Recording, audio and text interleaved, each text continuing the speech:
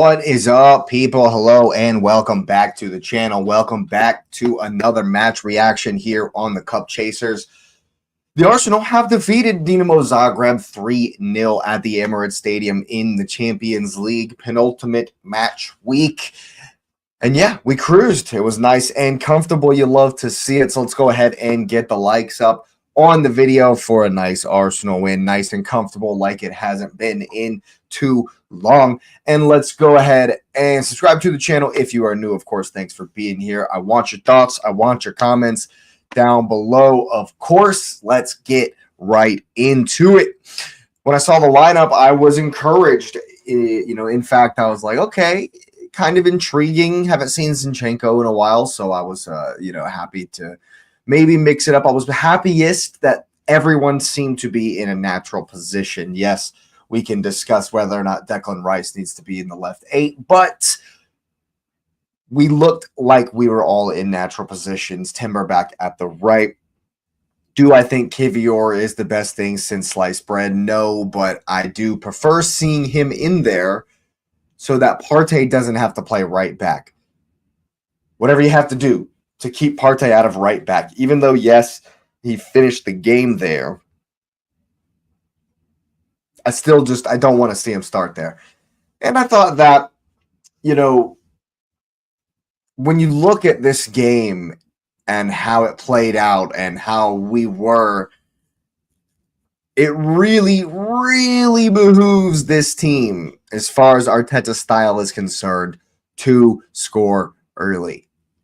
When we scored 2 minutes in, I thought, okay, everything that I have issues with this team with is we're now going to see it unfold because the pressure is already off. We already lifted the pressure from ourselves, and that's fine.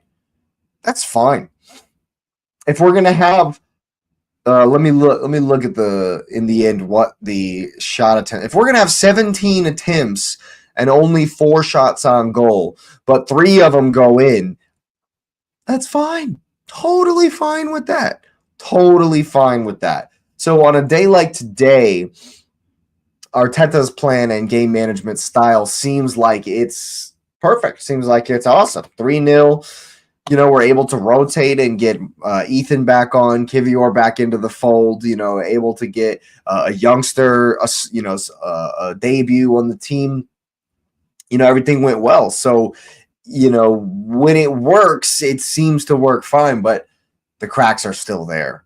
The fact that we are creating and we're getting attempts, but we're missing headers from point blank range, like Gabriel and Declan Rice.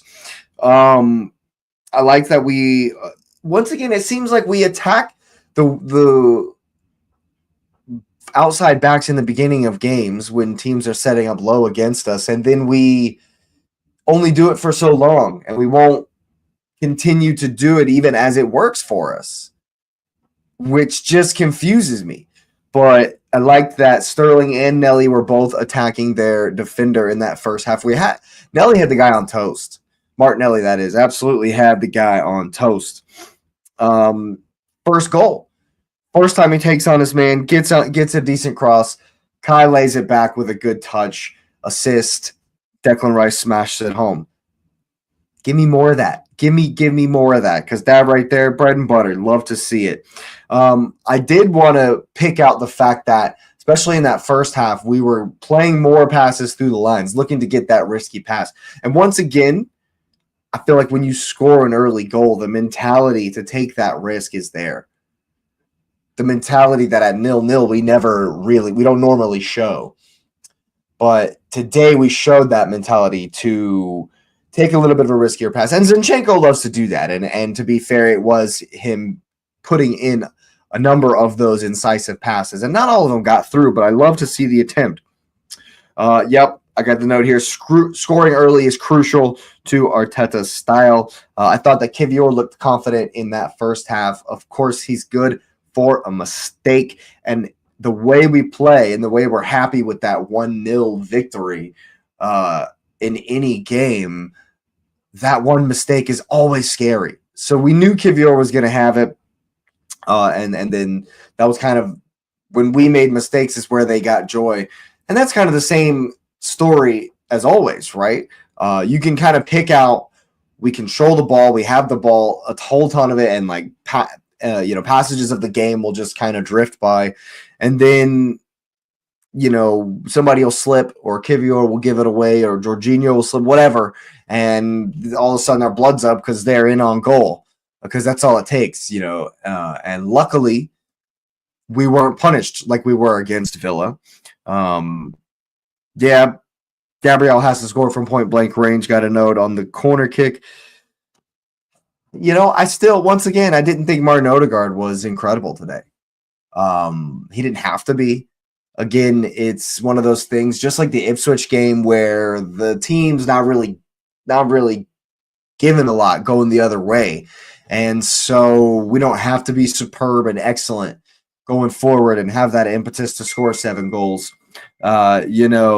So I get, it's not, I'm not going to say it's okay that another game seems to have kind of passed him by. I don't want to be too critical. He did push the ball forward a lot. He was grabbing the ball, taking responsibility, but I just don't think that he, did anything magnificent. Didn't really wow me at all today. To be honest with you, I had other games on, watching the Paris City game, and the way we play has gotten kind of boring. So, I knew that there was going to be spells of the game where my attention, was going to be just kind of wandering, and that's kind of how I felt the game was, because Zagreb, to be honest, are just not awesome like Jan Awesome. They're not a real quality strong opponent, and we kind of treated them like that today. But having said that, it was professional. We did, score the goals that won the game. I will call attention once again, because my next 3 notes are about missing from point blank range. 17 attempts, only 4 on target. We have to be efficient like this every game if that's how it's going to be. We just got to score 3 every single game. If 3 of 4, 75% goal rate. It's not going to be there every time, but if we're going to miss attempts, then it has to be. Yeah, Havertz, even though he was offsides, Havertz, even though he scored again, before he scored again, it looked like he was like, but I'm happy to see he's got the goal and the assist today. Definitely does wonders for the confidence. Same old, really. One mistake and we look super vulnerable. We were asleep at the wheel for about 4 minutes there, 31-35. And near the end of the first half, Martinelli was really the only one doing anything, I thought. My note says Sterling is still bad. Shocker. Yeah, Sterling did what Sterling does. What are you going to say that hasn't already been said? He carries the ball forward and then loses it. That's kind of how he does.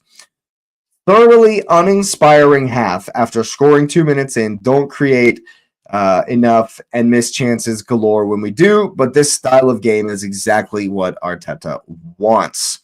I only have 2 other notes. One says almost fell asleep before Havertz gets on the end of one, and the attempts versus attempts on target tell the story. So, I don't think the scoreline necessarily flatters us, because Zagreb just didn't put up that much of a fight. And no, they're not awesome. The Croatian league has been on a hiatus. It doesn't even start back till next weekend. So they haven't played since their last Champions League game. Stands to reason they're going to be a little rusty, not as at it, but hey, we had to get the job done, and we are now, I think we're 3rd in the table, back up to 3rd with the best goal difference, pretty much guaranteed top 8, but it definitely is good that we don't, we're not in a desperate situation where we must win just to get over the line. We'll be able to most likely skip that extra game, which is crucial, I think, for our team, especially all the guys coming back from injuries need the extra time to rest. Liverpool aren't going to be able to have that regardless, because they're going to have that Everton game. There's probably when they're going to replay that. So it's going to be to our advantage. And I think that getting the win over the line today at home so that we don't have to go to Spain and get a result was very, very important. So it was a professional performance for sure. I thought that, it was, like I say, it wasn't really inspiring. It didn't really light anything up. I thought that, Havertz getting the goal and assist was important. Odegaard getting on the score sheet might, maybe, improve his confidence. I'm really hoping it does. That can be another something good. Seeing Ethan, Nwaneri back on the pitch was good. Back to see him back in the fold. So a lot of positives today. We keep moving. I think that, who knows? Who knows what can happen in the Champions League, especially with the new format. So, until we see the draw and who we get in the round of 16, I'm gonna hold judgment on getting too much hope. But we had to get this one over the line, had to get the win, and we did that at home. So it's a happy day. Yeah. And of course, people, go ahead and get the likes up for the Arsenal victory. Go ahead and subscribe to the channel if you are new. Of course, thanks for being here. I want your thoughts. I want your comments down below. Kroenke out, and so am I.